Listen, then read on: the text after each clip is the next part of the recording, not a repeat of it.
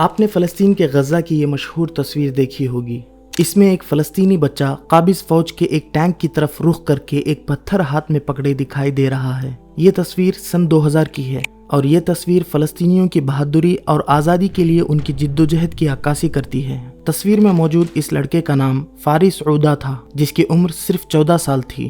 اس تصویر کو کھینچنے کے ٹھیک 10 دن بعد اس کو قابض فوج نے گولی مار کر شہید کر دیا۔ کچھ دن پہلے فارس کے کزن کو قابض فوج نے قتل کر دیا تھا۔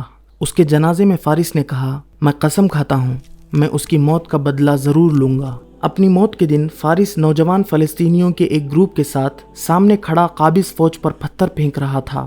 وہ پتھر اٹھانے کے لیے جھکا، تبھی اس کی گردن میں گولی لگ گئی۔ اس کو ڈھونڈنے اور اسے ہسپتال لے جانے میں 1 گھنٹہ گزر چکا تھا۔ ہسپتال پہنچنے پر اسے مردہ قرار دے دیا گیا۔ اس کی ماں نے کہا، جب میں اس کی تصویر دیکھتی ہوں تو میرا دل ٹکڑے ٹکڑے ہو جاتا ہے۔ مجھے لگتا ہے کہ میں اسے ہیرو کہلانے پر اور ایک ٹینک کے سامنے کھڑے ہونے اور یہ سب کچھ کرنے پر فخر محسوس کرتی ہوں، لیکن جب میں اس کے کلاس میٹس کو اسکول کے بعد آس پاس آتی دیکھتی ہوں تو میں صرف رو دیتی ہوں۔ مجھے بہت ڈر ہے کہ فارس کی موت بیکار جائے گی، کہ سب کچھ معمول پر آ جائے گا اور صرف یہ ہوا کہ میں نے اپنا بیٹا کھو دیا۔